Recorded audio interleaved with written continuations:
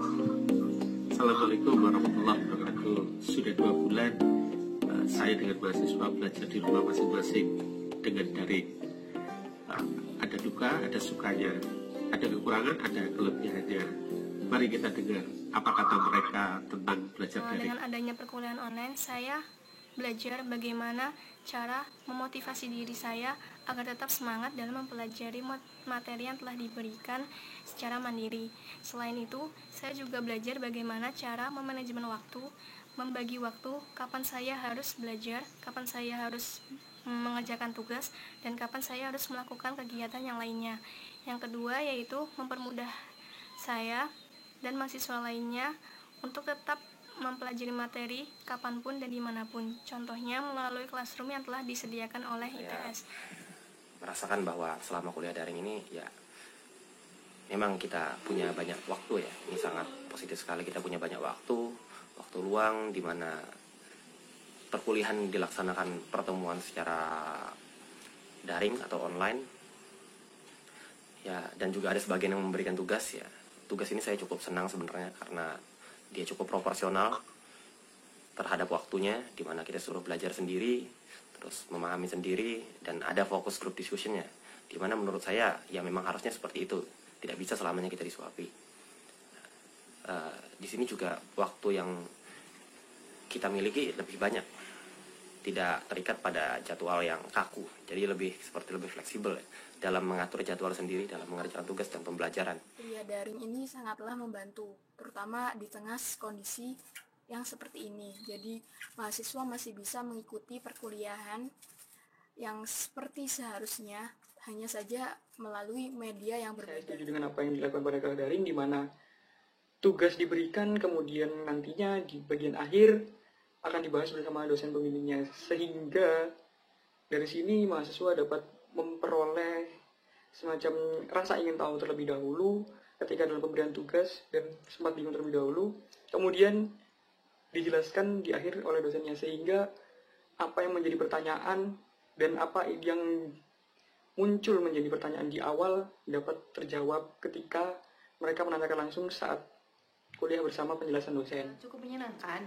karena ini merupakan sebuah pengalaman yang baru. Kuliah online ini membuat kami terbuka akan teknologi. Dengan kuliah online ini saya memiliki banyak kebebasan buat mengatur jadwal sendiri, dibandingkan dengan kuliah offline yang jadwalnya itu padahal tidak terlalu padat, tapi dikarenakan harus datang ke kelas dan kelasnya itu jaraknya lompat-lompat sehingga terlihat padat gitu. Jadi saya harus berada di kampus cukup lama.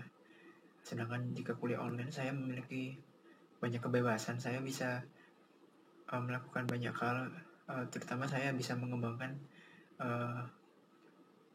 diri saya, yaitu saya ingin belajar hal lain di luar bidang kuliah. Maka dari itu saya sejauh ini cukup senang dengan kuliah online. Dosen dan mahasiswa dapat berdiskusi mengenai materi yang belum dipahami oleh mahasiswa, sehingga mahasiswa akan lebih paham materi tersebut. Perkuliahan secara santai, dengan santai di rumah sambil tiduran, tanpa mandi sebelumnya atau sambil makan. Iya, gitu. Online ada sesuatu yang berbeda, contohnya adalah ada sebuah kedekatan emosional antara dosen dan mahasiswa lewat chat. Karena kami semua tahu dosen ketika di chat maupun ditanya responnya pasti acuh tidak acuh kepada mahasiswa. Akan tetapi dengan adanya hal sedemikian rupa, yaitu kuliah daring, dosen sendiri bisa terbuka kepada mahasiswa meskipun lewat chat. Karena waktunya banyak, jadinya ya seperti menyepelekan waktu seperti itulah. Jadi ya mungkin kurang disiplin saja jadinya untuk saya pribadi dalam pengerjaan tugasnya. Namun yang perlu menjadi pertimbangan adalah pemberian tugas yang biasa diberikan, di mana pemberian tugas mungkin sebaiknya dilakukan dengan menimbang dari aspek siswanya dan kemampuan siswanya, di mana mungkin pemberian tugas tidak perlu dengan kuantitas yang banyak, dengan catatan bahwa dalam tugas tersebut menyangkut pemahaman materi bagi siswa tersebut. Karena ketika kuantitasnya pun melebihi apa yang dimampu oleh siswa, maka bisa saja output yang diharapkan tidak tercapai, dan apa yang dikerjakan atau yang diberikan oleh mahasiswa menjadi sesuatu yang tidak maksimal. Ada dosen yang masih belum mampu menggunakan kuliah online, kuliah secara daring ini, terutama melalui Zoom. Dan juga banyaknya mahasiswa yang juga tidak memiliki jaringan internet yang memadai, termasuk saya. Sayangnya di rumah saya ini memang kondisi jaringannya tidak terlalu bagus, sehingga setiap kali saya mengunggah tugas atau waktu mengikuti kuliah di Zoom itu membutuhkan waktu yang sedikit lama untuk loading karena adanya buffering dan juga gangguan-gangguan yang lain. Perkuliahan online ya kita tidak tahu kapan jadwal pemadaman listrik dan sebagainya. Ya, jadi kadang-kadang ya mungkin jika ada pemadaman listrik ya agak sulit untuk mengikuti kelas daring ini. Mahasiswa seperti saya yang tidak punya wifi dan koneksinya cukup buruk memiliki masalah dalam mengakses kuliah online. Contohnya adalah saat video melalui Zoom yang membuat boros kuota. Hal itu tentu saja menambah pengeluaran tengah pandemi corona ini. Untuk sebagian mahasiswa mungkin keberatan karena kuotanya terbatas. Seperti saya ini, di rumah tidak ada wifi, harus menggunakan internet pribadi atau internet dari HP. Meminimalisir biaya tambahan. Seperti yang kita tahu bahwa kebanyakan mahasiswa bukan berasal dari Surabaya, termasuk saya.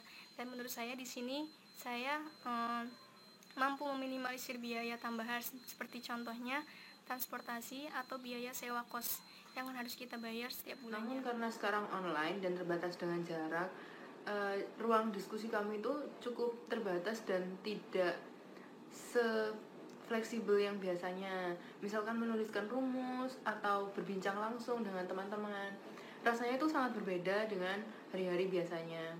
Dan juga ketika perkuliahan tatap muka, beberapa dosen itu tidak mengikuti jadwal yang telah diberikan oleh departemen, sehingga membuat kami itu bingung mengatur jadwalnya. Misalnya ketika kita sudah merencanakan nanti siang akan mengerjakan tugas ini, itu ternyata siangnya ada kelas, padahal jadwal kelasnya itu seharusnya di pagi hari. Banyak jadwal yang menurut saya tidak sesuai dengan jadwal kelas seharusnya.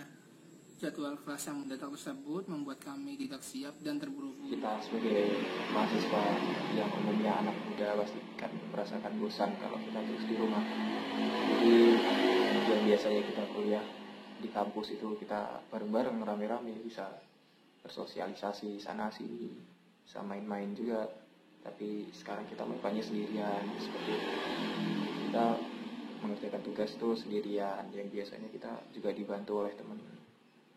Kalau secara online, jadi kan kita mencari bantuan teman itu ya tidak bisa bertemu dengan teman-teman saya tidak bisa melaksanakan praktikum secara langsung. Lalu media pembelajaran online yang saat ini saya gunakan kebanyakan Zoom dan WhatsApp. Kita tahu sendiri Zoom menghabiskan banyak sekali kuota, akan tetapi alhamdulillah kampus saya memfasilitasi kuota bagi mahasiswanya. Namun tidak hanya kuota saja yang harus digunakan, sinyal, handphone, laptop itu juga perlu. Saya tetap berharap agar pandemik ini cepat selesai sehingga kita semua bisa melaksanakan perkuliahan secara normal dalam keadaan sehat walafiat. Amin. Itulah kata mereka. Ini adalah bahan yang sangat baik jika kita gunakan untuk perbaikan. Tetap semangat, tetap belajar, semoga semuanya sukses. Wabillahi taufiq wal hidayah. Assalamualaikum warahmatullahi wabarakatuh.